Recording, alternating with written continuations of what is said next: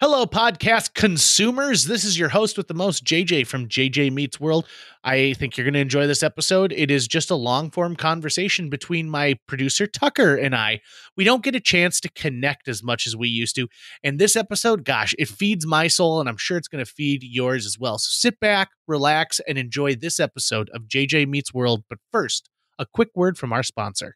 This episode of JJ Meets World is brought to you by Natalie Deutsch of Hatch Realty. Natalie has a proven track record to get your home sold faster and for more money. She is consistently focused on her clients' needs and wants throughout the entire process and make sure that they are well taken care of. If you're looking to buy or sell, reach out to Natalie today. On average, Natalie sells a home every 3.74 days. That's at least 2 a week. And last year, Natalie earned her clients on average over $4,000 above list price on their homes. And you don't have to take our word for it. Here's some of the great reviews Natalie has received. I was overwhelmingly impressed with Natalie and all the Hatch team. She was very responsive and responded to all of the emails within an hour. She gave great advice and encouragement from the listing and pictures, the offer, and all the closing details. The marketing team knew exactly how to promote my property, and I was pleased by how soon and easily my property received an offer. I was actually dreading selling my condo, and Natalie did such an awesome job that I felt like I really didn't need to do anything. The thing I most appreciated was that she really listened to what I wanted to do and respected my decisions. I would definitely recommend Natalie and all the Hatch Realty team. They made this process so wonderful. That was from Diane. So listen, if you're in the mood to buy or sell a home, give Natalie a call right now. You can reach her at 701-388-9338. Natalie, Natalie, at hatchrealtyfm.com, or you can go to livefargomoorhead.com. That's livefargomoorhead.com and find out some information. Huge thanks to Natalie Deutsch of Hatch Realty for sponsoring JJ Meets World. 1, 2, 3, 4. JJ Gordon, sort of like that Indiana Jones, in that he's always sniffing out his next adventure. Yes, he is. He's always interviewing guests so he can have them on his show and they can talk about pop culture, arts, and leisure. JJ has his flag unfurled and he likes his french fries curled, and he's fun and then he twirled as he goes to meet the world. He will march into the rain even if his ankle sprained. Take a peek inside his brain. This podcast is called JJ Meets World.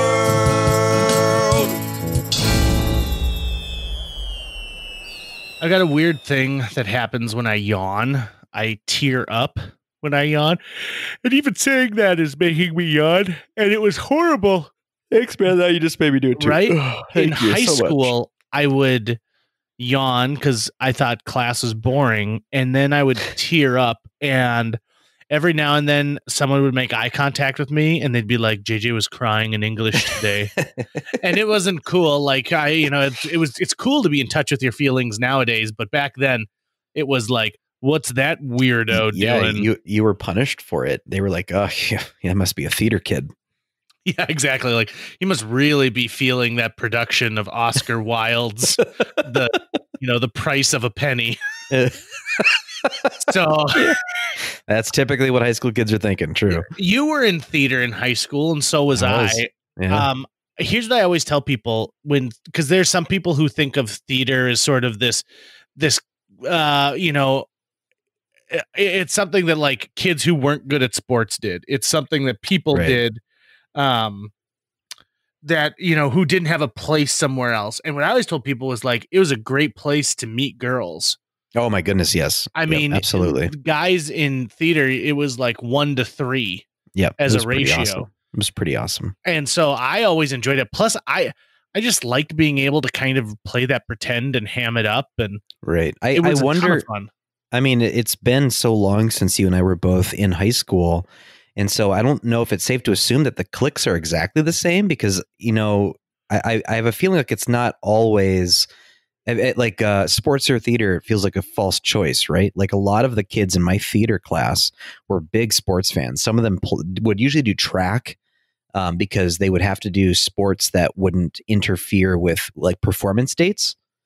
And there'd always be like a fall show and a spring show. So they try to do some sort of sport that they could do outside of that. But at my school at Fargo North, like sports was a religion there. And so it could feel like you were being just ignored by the administration almost entirely when you were a theater kid.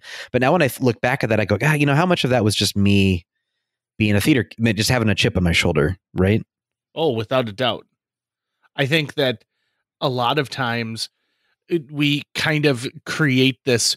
I needed to find my tribe. I needed to figure out what it is. I fit in with a lot of different groups in high school. I just spent more time in the theater because it was a place where I kind of felt like I had value. I bet a lot of people, when they meet you, they think, I wonder if this guy was like the Ferris Bueller of his high school. Were you, or what? Were you? Nobody thinks that. I don't know. I mean, maybe. I mean, you're a popular dude, right? And I mean, I just, when you're saying you had a lot of friends in a lot of different friend groups, I believe that. So, I mean, was there an analog to Ferris Bueller in your high school class? I can't think of one for me, but I was in a much smaller class size than you. I don't think so. I think that it's more like the movie Mean Girls. Because there were all of these distinct cliques, and Fargo South High was full of these distinct cliques. And so someone might be super popular within that clique, but then not for the rest of the grouping. We even had kids, everything from ROTC, which was really popular. I knew a lot of kids in ROTC. I knew almost everyone on the tennis team. I had a group of friends who all played tennis. And I hung out with them a lot from middle school on up, kids who were on the golf team, kids who were in DECA. Feels like just forever ago, man. It does. And I think that even if you graduated from high school 2 years ago, it seems like high school was forever ago, because the second you graduate from high school, you create change in your life. Right. Even if you decide to stay in the same town, even if you live at home with your parents, your freshman year of college, if you don't go to college, if you decide to enter the workforce, you change drastically from the person you were at the end of your senior year of high school to the person you are the first day of high school that you're no longer a student. Yeah, I refer to the period of time between graduating high school and turning 30 as second puberty, because every year you're almost a different person. I mean, with some exceptions. Hold on. Your second puberty was 12 years long? That's what I'm saying for everybody. I refer to it as second puberty because I think even people who settle down in their mid-20s, I think they still become almost a new person every year. I really do believe that. Now, I know that that's a broad generalization. There's always exceptions, but you could even truncate that a bit and just call it your 20s. But I think you go through so much, maybe not as much physical change, but emotional change and mental change, that at the very least, who you are at the end of your 20s is so different than who you are at the beginning of your 20s. As we're recording this, the world is smack dab in what is either the beginning or the middle, certainly not the end of the COVID-19 pandemic. And Jill, my wife, asked me an interesting question today. She said, what would your mom be doing right now? And my mom passed away. It'll be 5 years ago in October. And I said, well, probably the same thing that she was doing beforehand. I don't think that this would have affected her a ton, because she liked to be a homebody is the term she used to describe it. With the exception of, I am positive my mom would have pulled out every crock pot and stock pot that she has in the house and would have made giant vats of soup and chili, pulled pork, turkey, and once a week would deliver these giant frozen meal sets to my home, my sister's home, the home of our friends. I feel like the biggest difference would be, your house was always just a hub of activity. I mean, your friends were always going over there, right? It was like an open door policy. People were coming and going. There were days where Patty was like, I wonder how many kids I'm feeding today for dinner, right? Kind of a thing. So like not having the social in and out, I wonder how much of that for your mom was like, it's really nice being here because I don't have to go anywhere. And there's all this, love and action and activity and friendship going on around me with my son and his friends and my friends and blah, blah, blah, blah. I wonder how that would have affected Patty. I wonder how that would have affected you. And that's what I think of, is like, so if this pandemic had happened when I was a senior in high school, I don't know what I would have done, because there's a whole generation who the end of their senior year of high school has been ripped away from them. Yeah. Oof. And there's something sort of special about that senior summer. It's the time when you're supposed to try and start figuring out who you are, but you still have the conveniences of being young. Right. And you know what? To add insult to injury, I'm looking to my right now, outside my apartment, out my balcony, and I cannot see anything because it is April 2nd and we are getting dumped on by a major blizzard. And it's like, what the hell, 2020? What's next? Are we all going to turn green? Like, what is the next thing that happens after this? It kind of boggles the mind. And it's just a strange time. That's when I think about back to like 2003 when I graduated, 2002 when you graduated. And if you explain what was going to happen to us in the year 2020, we'd be like, that's science fiction. Yeah, they'd be like, oh, it's no big deal. It's people are going to be fine. Not only that, but as we're sitting here, you and I talking, I'm also watching on mute a separate live stream that the theater company that I belong to is doing right now. And they've just wrapped up doing like a staged performance of X-Men issue number 1. Mm-hmm. I mean, and I love that we're doing that, but just the absurdity of that sentence added to all of that, I would have been like, what are you talking about? What happens in the future? No way. So let me tell you about 2 movies that came out years ago that envisioned what 2020 was going to look like. And one of them is more on the nose than the other one. And I never would have guessed it was like this.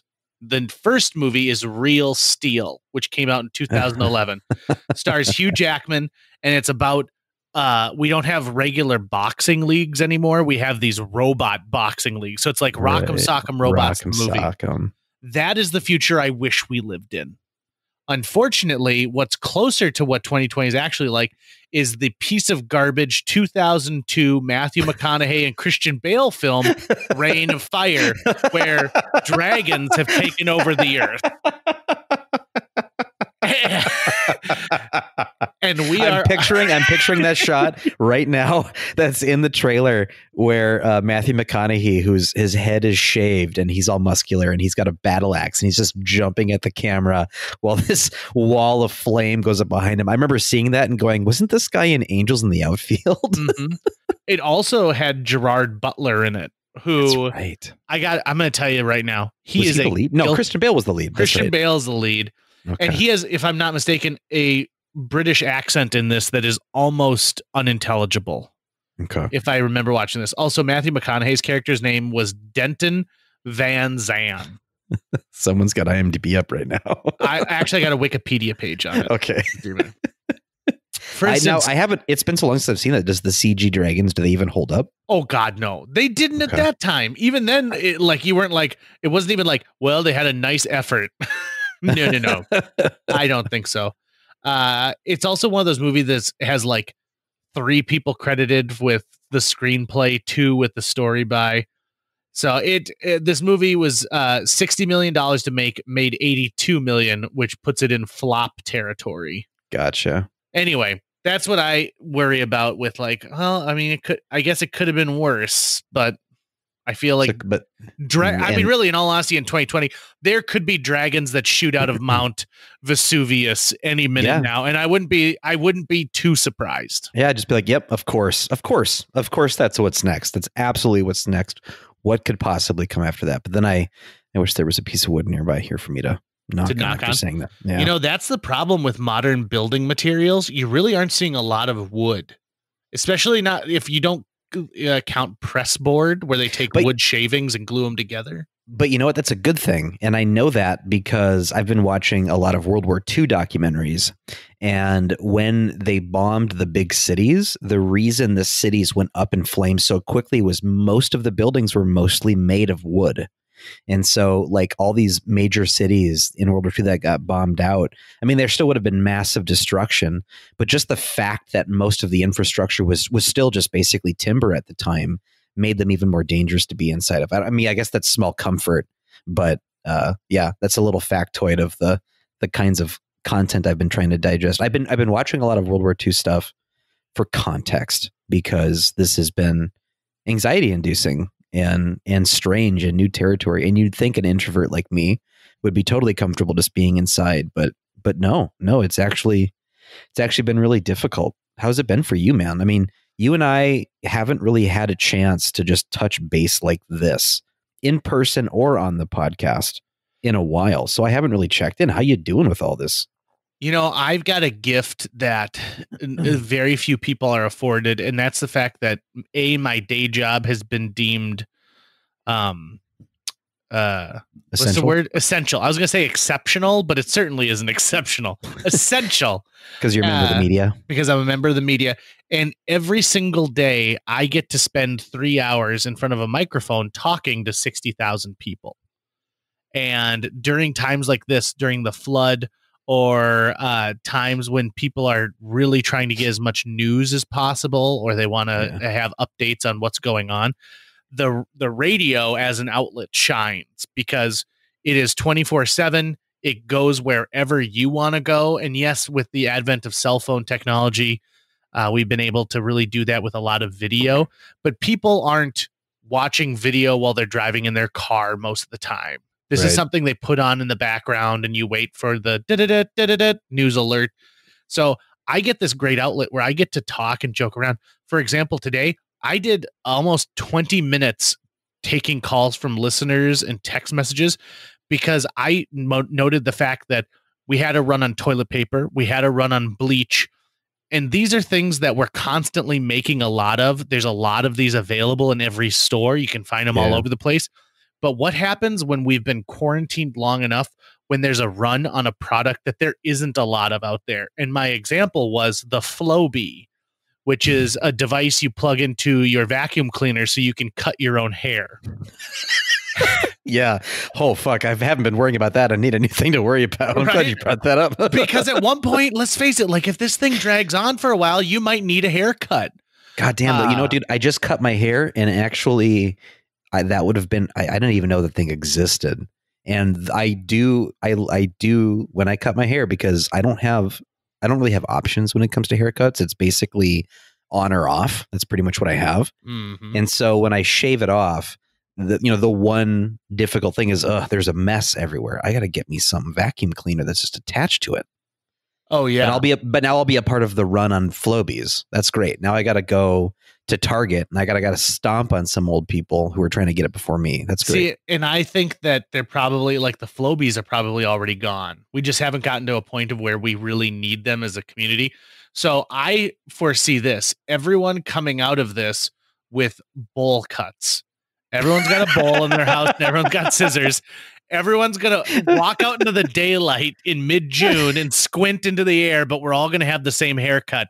It'll be like at the end of the movie Volcano, where a volcano erupts in the middle of Los Angeles. And after they have figured out a way to get the lava to go to the ocean instead of destroying the Beverly Center, the ash is falling and they're like, oh, we got to find this kid, get this kid's mom. He's like, what does your mom look like? And they're all looking around. He goes, the people, they all look the same. And it's because they're all colored gray from the volcanic ash. And I wanted to be like, do you know how hot that ash is? It is super hot. How many volcano movies came with that barrage? Interesting fact. The year Volcano came out was also the year Dante's Peak came out. Yeah. So with Pierce Brosnan, right? With Pierce Brosnan and Linda Hamilton as well. Okay. So I love the fact that every now and then Hollywood has competing projects of the same style. So Dante's Peak and Volcano were being made at the same time. The Thin Red Line and Saving Private Ryan came out the same summer. Ants and A Bug's Life came out around the same time. And so studios will have these competing projects that are about the exact same thing. I feel like Benji and there was another Homeward Bound or something. Oh, there was definitely something like that where there were like a cat and a dog teamed up. So it's too bad. It's too bad Rain of Fire didn't kick off something like that. I would have loved to see like a whole slew of dragons arrive from the earth movies. Well, I think they figured it out at the end that there's a queen dragon and they killed the queen. and then they're just done. What I'm waiting for is the sequel to the 1998 Matthew Broderick Godzilla. Because if you don't remember at the end of Godzilla, what's happened is they've bombed Madison Square Garden where all of these Godzilla babies have hatched, and there's one baby left. If I remember correctly, I don't know if it's an animated Godzilla or a live action Godzilla. There's some Godzilla movie that came after that where that Godzilla faces off with the standard Godzilla and actually just gets destroyed right away. And I'm trying to think of when that would have come out, but we'll have to check in with previous guest Michael Sunram about that. He's the expert when it comes to all things Godzilla. JJ, I need to ask you something, man. You posted something on Facebook recently that just had me intrigued, and I'm like, oh God, I need to know the story behind this. You posted something, and I'm going to paraphrase here, along the lines of you've found the limit that your wife likes you, or something like that. I can't remember exactly how you worded it, but clearly it came after a fight, and I want to know what happened. I found the moment when Jill Marie Gordon had enough of me. Okay. So we were sitting on the couch. Now, here's the deal. So Jill and I have both been working from home. My co-host on my radio show comes to my house every day, and we host the show and we do our work and our show prep. But other than that, that's the only human being that we are interacting with right now. Okay. And it's just my wife and I at home. Now, literally days before this quarantine begins, I was directing a play. I was in the middle of a successful line benders season. We had a lot of plans. I'm podcasting on Saturdays, sometimes for like 7 hours on end. And so she has wanted me to be around more. Well, I found the moment that we had been around each other enough. We started this quarantine by establishing a safe word. Okay. And that safe word was if we're arguing about something stupid, like who loaded the dishwasher better than the other person, and it starts to get petty, one of us says the safe word and we walk away. Okay. I've had to say it a couple of times. She hasn't had to say it yet until a couple days ago. Okay. We're sitting on the couch and she has been watching like documentaries about murder nonstop. That's healthy. It's healthy. And I would like to watch a comedy because I was like, how about something a little bit lighter? And so while we're sitting on the couch arguing about what we should watch, and by arguing, I mean, do you want to watch this? No. Do you want to watch this? No. Do you want to watch this? No. And so back and forth, I farted.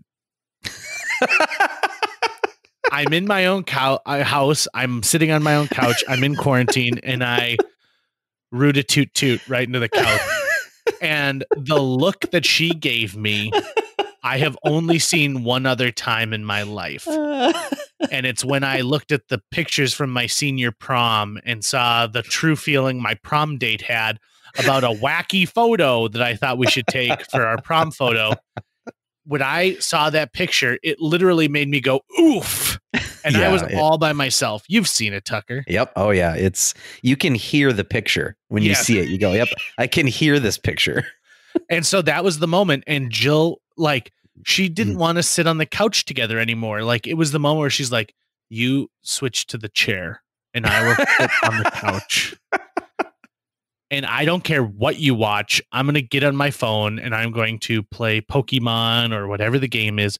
And it was the moment. You could tell that the straw had not only broken the camel's back, but the cup had overfloweth everything possible in this one moment. And then we went to bed without saying anything to each other. Damn. But you know what? We woke up the next morning and everything was fine. I think of almost every emotion I have as a cup.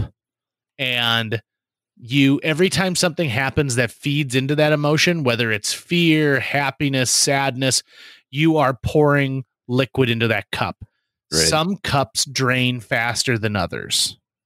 So I feel like happiness is a cup that drains really quickly because we want it so bad. We are constantly striving to get happiness. And so instead of picking it up and sipping it, we take it and chug it, and then they're like, more happiness, more happiness. Yeah. I feel like frustration is a drink that people don't that they sip very slowly, and at one point you just lose it because your cup runneth over and you completely lose your shit because somebody went one episode ahead in Mad Men, and now you think it's ruined your entire life that you're gonna have to watch this episode alone just to catch up. God damn it! Well, in your defense, you didn't. It sounds like it wasn't like JJ did something wrong and Jill got mad at him. It was like, I need to not be near you right now. It's just like the smothering feeling. I know you weren't smothering her, but like, I'm breathing another person's air too much. Now that air is filled with their fart. And where else can I go? Now, how do you guys, I mean, you're living in a house and the house has, it's got, a main floor, and then there's like a couple steps just slightly up to a elevated level. And then you got a basement as well. So if you guys divided the house up in like a Jill's area of the house and JJ's area of the house, that during the day you can get away from each other. The only way our house is separated right now is by the fact that we're both working from home. Okay. So okay. My wife has the upstairs office, which is next to our back door. So she's in charge of letting the dogs in and out during the day. And she's set up there. She's got dual monitors and all that kind of stuff. But it's the total opposite end of the house where I'm in the basement, other side, and that's where I have set up for my studio because we've got to be loud just in the way we're talking and interacting. Right. It's two people having an animated conversation, right? And so hopefully we don't bother her too much during the day. And so for the rest of the day, pretty much our living room is the main place where we hang out. So there isn't a lot of space for if you just want to have a one-on-one. Now we're lucky enough where we've got different bathrooms. Okay. So that's huge. That is absolutely huge. And that's something that, I'm a singleman right now. So I it's hard for me to say I will only do this under these circumstances. But, I do have the goal in life of finding a partner, starting a family, getting a home. But for that to work, we got to have his and her bathrooms. I mean, just for peace to remain in the home, right? Because you're going to be on top of each other in all sorts of different ways. At the very least, if you can separate out the bathrooms, it feels like that would go a long way. Oh, 100%. And I think just because there are moments where like I need to go to the bathroom and she needs to go to the bathroom and I like to take my time. Some might say, too much time, but that's nice because to me, it's private time. The time you have in the bathroom, whether it's in the shower or while using the facility, is solo time. It is a time when you are just left to your own devices. You get to be yourself. You get to be your natural self. And there's no judgments. Yeah. And you can eat chicken wings if you want to. And sometimes I do. It's totally up to you. Although I do strips. I don't mess with bones. I don't want bones in my food. Oh, but see, I love some bones sometimes. I love bones sometimes, and I love McCoy other times. Yeah, I like my meat to be machine separated and to look nothing like the animal it came from. I want a severe degree of separation between it in the wild and it on my plate. It is rare that I see a meat that I've never seen before, but recently I saw something called turkey ham. And what is this? Yeah. So it looks like one of the teardrop hams that you would buy at the grocery store in a thick plastic. There's liquid all around it. I figured out what it is it's like they took parts of turkey that they normally wouldn't be able to sell, let's say, and they fuse it together into a ham shape and they soak it in a smoke bath so that you can take it out, slice it, and you could eat it like that, or you could bake like a Jell-O mold. It is very reminiscent of a Jell-O mold, and I gotta admit, I kind of want to try it. Okay, I hope you're not judging me, but I kind of want to try. No. I'm not judging. I'm judging it itself. I do not judge what you put in your body, JJ, but I do judge the thing itself. I'm trying to think back the last time I tried a meat, and I was like, nope, can't do it. And I think it was frog's legs. It was frog. I couldn't do it. And it wasn't because I don't like the taste of frog. I actually couldn't tell you what frog tastes like. I tried biting into the frog leg, but it just was too close to looking just like it does in the wild. Like they just cut off the leg and cooked it. I couldn't do it. Here's a quick tip about frog's legs. I feel frog's legs taste exactly how a frog smells. So if you've ever smelled a frog cage, that's what it tastes like. Yeah, you're not really selling me on frog's legs here. I don't think I should be. I think that frog's legs are something that we ate at one point, but no longer need to eat. For the same reason why I like haggis. I understand why people ate haggis, but there's no need to eat it anymore. Right. We've figured that out. We can make cheese. We can make cheese whiz now. Man, I'm not stocked up on cheese whiz though for my, we've all been filling our fridges and freezers to deal with COVID right out the storm. And I don't have any cheese whiz. Although I will say I am the skinniest I have been in a long time. And I think that's because I'm not eating at fast food. Really? Yeah. Good for you. I'm the other day I weighed myself. So I've been, I'm going to admit this publicly. I've been hovering around 230, between 230 and 240 for the past 5 to 6 years. And I started trying to lose weight again last fall, right before we started doing Hamlet.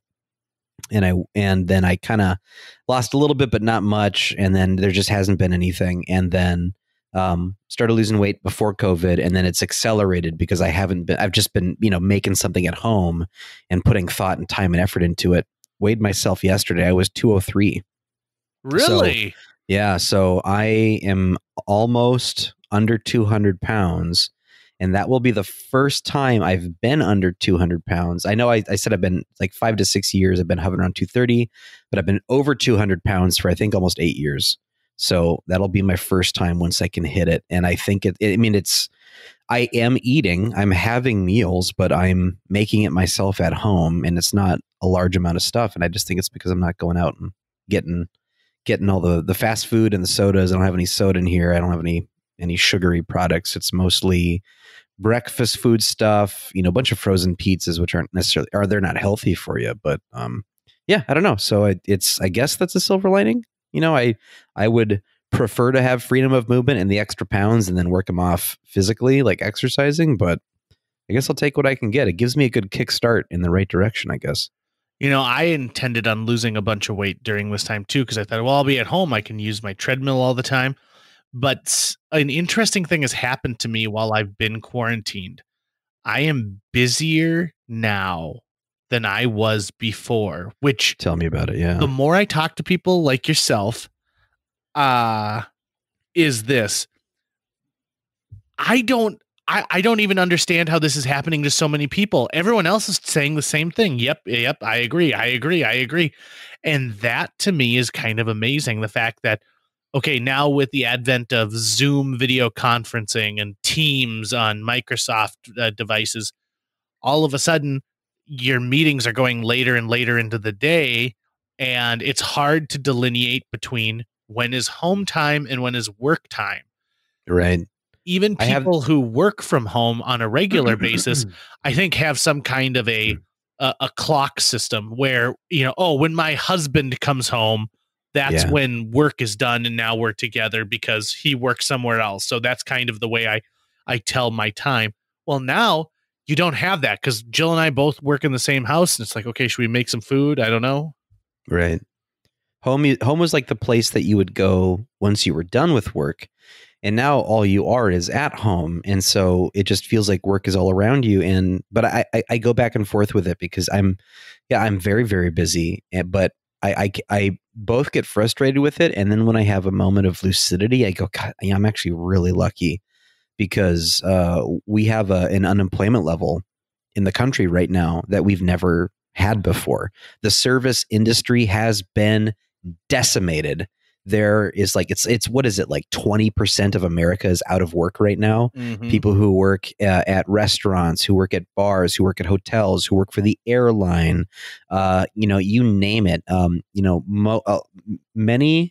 Most white collar jobs seem to be finding some way to get online or doing something else like that. But if you're blue collar and what you do has not been deemed, quote unquote, essential by the government, you're at home not collecting a paycheck. And man, I would far rather be in my situation right now than that one. I just feel so bad for everyone who's going through that right now. Even knowing that we're going to bounce back at some point, but how long until then, and what kind of damage gets done in the meantime? And that's the difficult thing. So I think of how we're going to bounce back by the fact that it's not just you're not working right now. It's that there are people whose careers will be set back. I have no doubt that our economy has changed forever. Yeah. From the fact that we're going to have more people working at home to the fact that there's a lot of companies who maybe have X number of employees and realize, gosh, we did the exact same work output with half that number of employees. Right. And so this is just the time we decide to cut those things. I'm in an industry that's hurt right now because no one's advertising. No one needs to advertise anything. Right. If you're an essential business, you're already open and doing what you need to do. You don't need to tell us about it on the radio. You don't need to put it in some kind of an advert. So I really feel like we're going to see a loss of not just the mom and pops and local businesses, but some national chains as well. And we're also going to see other businesses thrive. Like, you know how a forest fire sometimes is needed to promote new growth? Right. I wonder if that is the silver lining of this, is that there are some businesses that just decide, yep, it's time for us to shutter up. And it gives a new generation, it gives a new entrepreneur a chance to create something. Yeah. And I guess I shouldn't speak so fast because I work in marketing. I work in advertising. I mean, that's the industry that I do video production in. Luckily we've got an agile shop, and we've got a good client base, and they're all still doing their business. Budgets are being relooked at, and they know things are going to be changing at some point in the long term. So, but I mean, when you're trying to guess the future, right now everyone in the country is going, when do we all leave our homes? Is it April 30th? Is it the end of May? Is it mid-June? And even then, does this thing come back? Do we do this in shifts? Are there periods of time where the economy is just on pause and we're all doing stuff at home, or what's going to happen? So there's so much uncertainty, and uncertainty alone can be really bad for an economic system because you need people to have confidence to be able to spend. So it's just, yeah, it is a brave new world that's really scary that we're all entering into. But then at the same time, I also go, what if this had happened in the 80s and we didn't have the internet to connect us? It's having that technology specifically that allows us to be open at all. How would this have happened in 1982? I think about the same way we're doing distance education. Right. I mean, school would have just been closed and canceled. I don't know if kids would have to repeat this grade. For sure, you're talking summer school at best. But the fact that we're using technology to create places of learning, of work that didn't previously exist, to me is really, really amazing. And it's also a time, I think, when we are stepping back a little bit as well, and we're appreciating those lo-fi things in our life. For example, I can't wait this weekend. I have earmarked a bunch of time to pull out my old Super Nintendo and play through some of my favorite games. I also have got some books, some actual physical books I've been meaning to read. And I'm going to get that going, and I'm going to blend these things. I'm going to be playing The Legend of Zelda: A Link to the Past while listening to podcasts. And it's this perfect blend of 2020 and 1995. For a lot of people, perfect. For a lot of people, this is almost like it's like a New Year's where you hit the reset button again and you can make new resolutions that you try to stick to, but you actually have a lot of time outside of the public to try to get some work done on them. And so, I guess there's always some other way to look at it, but it's been a massive reset button for me, man. I mean, it has been emotionally and mentally and physically seismic. Not just in, oh, this is weird, I can't go to the movies, or I can't go to McDonald's, or I can't go see my friends, but it's made me think about mortality in a way that I've never truly appreciated before. I think this is the same for a lot of us. I don't think we've ever felt collectively as a society this fragile before. And now that we can see, there are some major cracks in this system. There are some major gaping vulnerabilities that, imagine if this had happened with a disease that was 20 times as lethal as COVID-19. What would the world look like then? And it's not like diseases are going to go away after COVID-19. I mean, this could and probably will happen on some sort of level. Again, what does that mean for our life? What does that mean for how we walk through the world? I'm not the person who came up with this. I saw this on the internet, but someone wrote that I now understand my grandparents' state of mind, who had gone through a world war or a depression, had gone through some crazy time. The other day, excuse me, I was really, really anxious because I was worrying about my parents, and who are both in their 60s, and their abilities to, stay healthy and stay, with an income to be able to pay their mortgages and stuff. And, of course, I can't solve anything for them. And, sitting here in my apartment, and I'm just getting all worried. And I'm like, what do I do? Who do I talk to about this? I don't know who I talked to about this. And I said, well, I've got a grandmother. She's 92 years old. Mama Luke, you've heard us talk about her on the podcast before. One of the most wonderful, lovely people on the planet. So I call her because she went through a world war. And I said, Mama Luke, what do you think about this time right now? You went through some serious stuff. I mean, how did that affect you? How did you deal with your anxiety? And she said, Tucker, I remember being a teenager and sitting in a movie theater. And the movie was like halfway through, and we're watching it. And then suddenly the movie stops and the lights come up, and the movie manager walks out in front of the audience and says, everyone, Pearl Harbor has just been bombed. We don't know what's going on right now. You should all go home. They just stop the movie, cancel, just go home. And the very next day, the president got on the radio and declared war on Germany, Italy, and Japan. Meaning every boy in her high school class knew that at the end of school, because I believe she was a senior, at the end of school that year, they were going to be trading in their backpacks for parachutes and rifles and helmets. And a lot of them wouldn't be coming back. And she said, if we could get through that, you guys can get through this. And when it comes to the anxiety about everything, yeah, it's there. You can't ignore it. So what do you do? You buckle in, you put your nose to the grindstone. You go, what can I do? Even if I'm looking around my apartment right now and I'm like, well, I can't do anything about COVID-19, damn it. But I can do something about that pile of laundry sitting over there. I can do something about that project I've been meaning to do. I can call my parents and tell them I love them. I can call my family.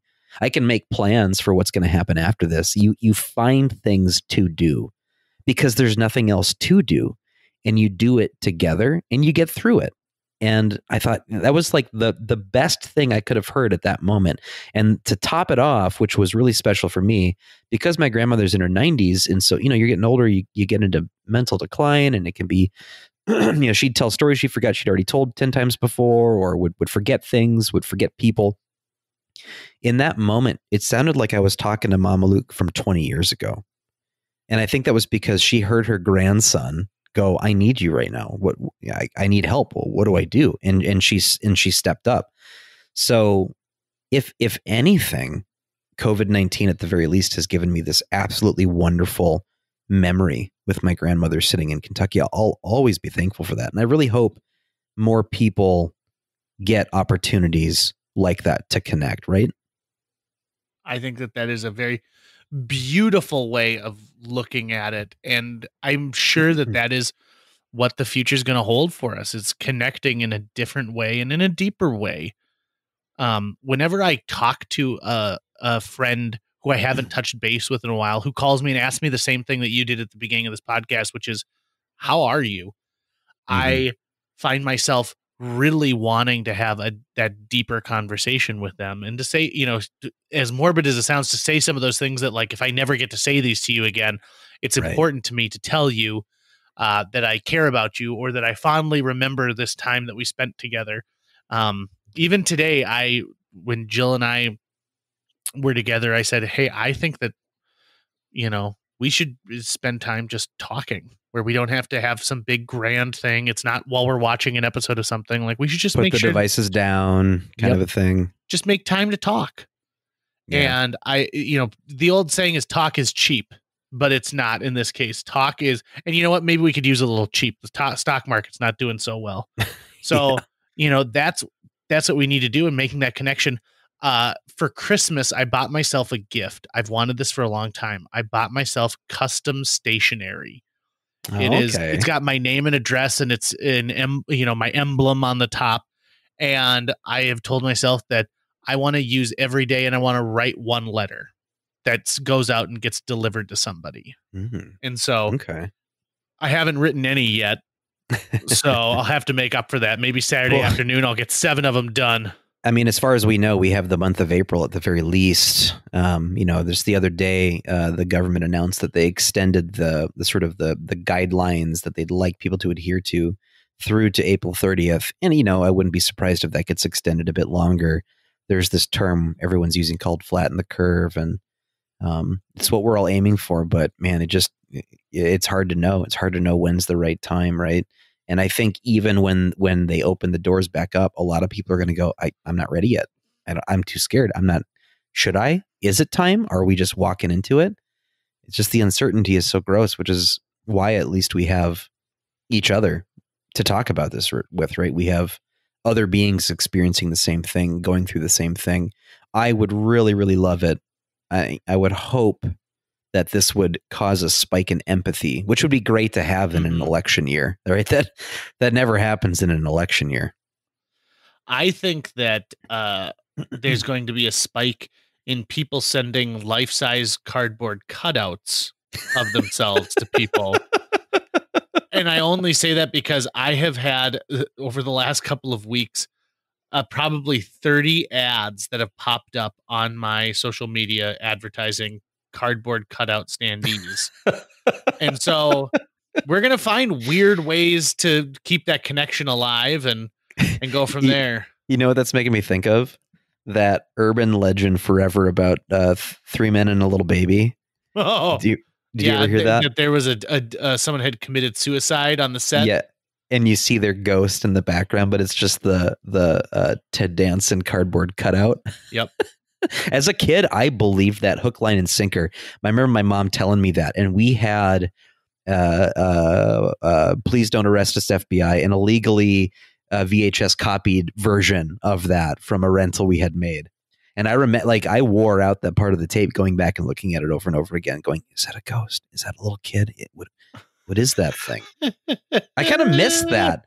Do we? We don't really have that anymore, do we? No, and really with the advent of the internet, you won't have that anymore, because you can look it up real quick and find out if it's bunk or not, fact or fiction. I love that. The same thing with the Wizard of Oz and the Munchkin hanging in the background. Possibly there were a bunch, or every Disney movie that you can imagine. That's true. Although some of those are real. There are a couple things that are real for sure. I always just think, what a weird history for the movie 3 Men and a Baby to have. That's one of the reasons that historians will talk about it 100 years after they make the movie, be like, and the film was surrounded in scandal, because let's face it, none of those 3 guys are really having a stellar third act. I'm trying to think. It was an architect, a cartoonist, and an actor, right? Those are the 3 professions that they had. I mean, there's no way the architect wasn't just paying all the bills himself. I think he was paying for everything. The cartoonist was a nationally syndicated daily cartoon. Yeah. Oh, okay. It's a kitten, a kitten cartoon that is in the New Yorker or something like that. And truth be told, Jack does have some roles because he's been in shows and in movies. Mm-hmm. That was Ted Danson's character. But no, I agree. They keep talking about a third, 3 Men and a Wedding. And Oh. so it's when this Mary is the name of the little girl when she gets married. And I think that would be kind of sweet. I would watch that movie. But I would also prefer love like Steve Guttenberg. I would prefer like three men and an old lady. Like they have to. Now it's someone who's like way older than they are. But what was the last thing Steve Guttenberg did? Was it Pride of the Dolphin? That's not what that was called. What was it called? Pride of the Dolphin. I don't remember. Wasn't it like a dolphin movie or something? Wasn't it like a dog talks to a dolphin or something? I don't know. It's Steve Guttenberg. That's all I know. I think it was a dolphin movie. I don't know. I'm positive though it wasn't called Pride of the Dolphin. There was some sort of Dolphin's Pride. Either way, I'm trying to remember though who it was, because there was the last thing I think I'll have to do my research on this now. I remember there being like the last time Steve Guttenberg made like a public splash was after some celebrity had died. So here's the last time I remember Steve Guttenberg. I watched a show called Party Down that I loved. And in it, it's about caterers in LA. And they cater Steve Guttenberg's birthday party. And he plays himself, but he plays this kind of like over the top version of himself that I really just could not get enough of. Okay. So I dug that. I thought that was pretty good. I think Steve Guttenberg does best when he plays himself. Now they keep talking about a brand new Police Academy movie coming through and he being in that movie. So maybe that would be it. Does that have the record for most sequels? I think the Saw movies are up there. I mean, even Friday the 13th and Nightmare on Elm Street, both of those have just a ton of them. But now if you say the most watchable sequels, I think that if you like the first Police Academy movie, you'll probably like all of them. Do they have like a Malibu Beach Party one or something? So there's Police Academy 12 Pride of the Dolphin. They've got like Police Academy 7 Mission to Moscow. There's Police Academy Assignment Miami Beach. Police Academy 4 Citizens on Patrol. Oh, I think it's the third one. Police Academy 3 City Under Siege. Okay. So there's some good ones in there. I cannot find a dolphin based movie that Steve Guttenberg is in. I guess I have a false memory. He was in one of the oh, never mind. This one's called The Gold Retrievers, and I thought, oh, it's one of those like, Air Bud movies. It's not. It's literally about people who steal gold. They retrieve the precious metal gold. Doesn't he have a dog movie? I'm Maybe sure that's what I'm thinking about. I think he's got like a dog movie. Zeus. Oh, you're right. He was in the movie. This is in 1997. He was in the movie Zeus and Roxanne about a dog and a dolphin who had a touching friendship. Not Pride of the Dolphin. No, not Pride of the Dolphin. Is there a movie called Pride of the Dolphin? Well, let's find out. Pride of the Dolphin. If not, I'm going to go register prideofthedolphin.com. You know what you're thinking of, which played at the Fargo Theater when we worked there, if I'm not mistaken, was Eye of the Dolphin. Okay, that's what it is. Where the one lone critic review was from like angelfire.com/biz2/movie review. This movie cost an estimated $2.5 million. Its gross was $72,000. Now that's a different era of the Fargo Theater. And I mean, Fargo Theater is one of those places that is on my very short list of when everything opens up, I'm going there and I'm giving them some of my money, because that, the Fargo Theater, they had to cancel the film festival this year, which is the single biggest fundraiser for the Fargo Theater. And the Fargo Theater, if you're not from the Fargo-Moorhead area, I mean, it is the cultural landmark of the town. It is on all of like every shirt and postcard and everything that's about Fargo. It shows the Fargo Theater marquee. And it just, that's one of those places where I go, why does that place have to suffer? Well, it sucks that place has to suffer. I hope we can help that place out. I mean, I know there's a lot that has to go around, but that's one place where I'm going right away and spending my dollar as soon as I can. I think it would be tough for any business right now, whether you're big or large, to have to muddle through small business loans. I mean, we've been paying taxes now for how many years, and there's software and there's people who dedicate their lives to studying it, but trying to understand a document that they put together in 10 Oof. days. Yeah. Ay. Yeah, no kidding. Thank you. As we kind of are getting close to wrapping up this episode, and thanks for coming along for the ride, everybody. Yeah, it's I like, we always have guests, but I do like it when it's just you and I every once in a while. We just get to kind of connect. That's nice. Yeah, it's a fun conversation. I think it goes to show why it's so much fun just getting to work with you, is that you and I have a fun back and forth. And there have been times in our friendship where we haven't talked for months and months on end, but we seem to kind of flow back into a really easy go. And I always appreciate that. We have the kind of connection where you just kind of pick up where you left off. And there's never been like a, hey, asshole, why haven't you called me for a while? So like, yeah, no, we're just living our life and hey, we're together again. That's nice. But that's also been the nice part about having this podcast over the past 2 years, is that we've been able to spend more time together and actually make some art at the same time. I also want to throw this out there too, that I appreciate the listeners, the people who listen to every single episode, the people who just pick and choose a few episodes here or there. We always appreciate anyone listening to this. And I want to throw this out there, and I'm very sincere about it. You can find our contact information on jjmeetsworld.com. If there's anything that you need to talk about, you want to let us know something about the podcast, something about your personal life, you can send us an email. Human beings read that. It doesn't get sent to some kind of weird email answer center out there. You're not going to get a form letter back.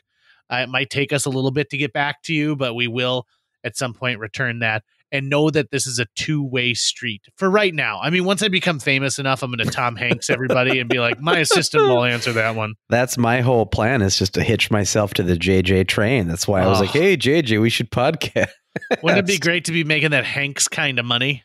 Man, I would love to be making even just a sliver of that Hanks money. Not to belabor this for too much longer too, but that just makes me think about the future now, right? Like how many Americans who just never saved anything. We've just gone from like pleasure to pleasure. I wonder what our spending habits are going to be like now after all of this, when we don't, or we might just fall right back into what we did because it makes us feel good. All we know is that every year going forward is going to be weirder than the year before, and JJ Meets World is going to be there along the way to document it. It would be like if someone in medieval times had a podcast, or a pod scroll for that matter. Hear ye, hear ye.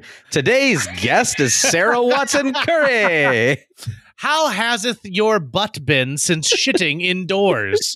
I guess at this point we can say we know a little bit of what's coming up. It's not evergreen, but we are working on an episode right now where we're going to be touching base with some previous guests and see how their COVID-19 has been going. I'm really excited for that. We've got a good lineup of people who are going to be talking to us. We also are just about ready to cinch the deal with a mental health care professional who's going to come in and talk to us about mental health in the time of COVID and coping mechanisms and things you can do. And that's just the tip of the iceberg, JJ. What else do we have coming up? We've got somebody from a clothing optional community who's going to explain to us what the nudism is all about. And I believe that episode we're recording naked, if I'm not mistaken. So that's exciting. Good to know. Good to know. And that's good. That's okay if we're socially distanced. Right. I'm recording this naked right now. Let me join you. Please do. We also, I've got a couple of not old guests, but previous guests who want to be there. We're going to touch base with an educator and find out what educating in a world of distance learning actually looks, sounds, and feels like. Mm-hmm. We've got a lot of pretty cool stuff coming up that I think people are really going to enjoy. And let's face it, when it boils down to it, this beats a lot of the other crap content that people are pretending to put out there like it's good. There are a lot of people out there who are downloading things like the Voice Karaoke Jam. Everyone's got a TV show now. Everyone's got a radio show now every day, all day long. So I did just go down the rabbit hole of the Tiger King, though. And I just realized this. I'm getting a $1,200 stimulus check, and so is my wife, which means that that's almost enough money to buy a tiger. Oh, God. So if I wanted to completely ruin the life of a beautiful animal, I could. Please don't. No, I don't want to Thanks, own a COVID-19. tiger. Yeah, I don't want to own a tiger. I want to own an ostrich. There's so much new streaming content every day that, at the beginning of this, you and I were like, hey, what else for JJ Meets World should we do? And then the other day we're like, nah, we're good. Let's just keep doing what we're doing because there's already too much stuff out there. Although, so the thing where people eat, like you have a dinner with somebody and you just watch them eat, like was it Montuck or something like that? Oh, mukbang. Mukbang. I want to do one of those, but you watch me watch a movie. And it's just a close-up on your face. Yeah. And you watch me react to Tim Robbins in Shawshank Redemption, or, too scary for JJ. He had to look away. Here's what I think. You could sync up a movie and we could watch it together. I don't know. I kind of think you should watch it with headphones in, and we never tell people what movie you're watching. We only watch you watch it. That's the whole show. I actually like, and see if people can figure out what movie it is based on my reactions and the timing of those reactions. Yeah, that's a good idea. Get that done. Let's get that done. As we end this episode, I just want to throw one last thing out there, and it's Sony Pictures. Screw you. I don't think that you need to wait a full year to release the new Ghostbusters movie. I think that's a real dick move. Paul Rudd has got a lot on his plate, and he found time to make your Ghostbusters sequel. And so I think you owe it to him to release it. Why not in October? October would be a perfect month for a new Ghostbusters movie to be released. Right. But instead, you're going to push it to March 2021. March is Marvel's month, okay? Marvel owns that month. So, although we got Black Widow delayed, and that has really put a knife in my heart because Black Widow looks fantastic. I see the internet rumors that it could go straight to Disney Plus. Oof. And I think that you'd be depriving yourself of the theatrical experience in a movie like that. You take a movie like Onward, you could watch on your television and get the same exact feeling as you got seeing it on the big screen. You would think in this climate, they already have their Disney Plus audience. You would think that, if you're into Marvel movies, you would already be subscribing, but maybe not. I mean, maybe it makes financial sense, but at the same time, when you're Disney and you've got more money than God, I have a feeling you can get through a period of time without some profits. We got to see that movie in the big screen. I mean, I could go on forever. That's a whole nother podcast. We'll have to devote to that. God forbid that last year they had 6 movies that each made $1 billion a piece. Yeah, I think they're doing okay. I did see this though, and I will commend Disney for this. They are, to just get more Star Wars fans excited about getting Disney Plus, they're releasing the original theatrical cuts. No way. Of Star Wars, including the original aspect ratio. No way. Yep. That's awesome. Yep. And so everyone who had been holding on to the laser discs of the original copy thing, these are worth $10,000. Sorry, Disney Plus just ruined that whole plan for you. Now Disney anyone can watch it. Disney knows what's up. And, they've owned this property for a long time, and they just have never re-released it in that format. Fans are going to rejoice. They're going to lose themselves. In fact, I have another friend who's got a radio program, and I actually got on my tie line today and asked him to break into his show for some breaking news to announce that to him. And he was very excited about it. Well, that's something to look forward to. Yeah. All right, Tucker, let's end this episode and go back to our quarantining. I am, if I've got a bored 13-year-old at home, I'd call them my quarantine. I'm going to mix myself a delicious quarantini. Yeah. And I'm going to watch a movie starring Hilary Swank where she has to go to the center of the earth and call it my core teen. A huge thanks to Natalie Deutsch of Hatch Realty for sponsoring this podcast. Folks, if you're looking to buy or sell a home, contact Natalie Deutsch today, because Natalie Deutsch is not only a previous podcast guest, she's somebody who's going to care enough to sell your property for top dollar. She's also going to find you the best price possible if you're purchasing a new home. Last year, on average, Natalie earned her clients $4,000 over list price on their homes and sold them faster than the market average. On average, Natalie's selling a home every 3.74 days. That's 2 homes a week. Those numbers don't lie. Find out why Natalie is one of the top agents in this entire market. Get a hold of her today, Natalie at hatchrealtyfm.com. You can also call 701-388-9338 or go on to livefargomorehead.com. That's livefargomorehead.com. Read all of her amazing reviews and then listen to her episode of JJ Meets World. Thanks again to Natalie Deutsch of Hatch Realty. That's going to wrap it up for today's show. If you enjoyed this episode of JJ Meets World and would like to help us continue to produce 2 new episodes every week, you can donate to our Patreon. Check out patreon.com/JJMeetsWorld and donate today. Even as little as $1 a month can go a long way. Visit our website at www.jjmeetsworld.com or hit up our social media. We're on Twitter, Facebook, Instagram, all the sites the kids are using these days. If you'd like to stay up to date on new episodes of JJ Meets World, you can find us on iTunes, Google Play, Spotify, Stitcher, iHeartRadio, YouTube, or wherever you consume the podcast that you love. JJ Meets World is produced every week by Tucker Lucas. You can find out more about Tucker's work by checking out www.moonbasemaria.com. If you want to get in touch with your host with the most, go to linebenders.com, and you can find direct contact info for JJ. I also think that I'm going to listen to my favorite monster-themed band and enjoy some gore in teen.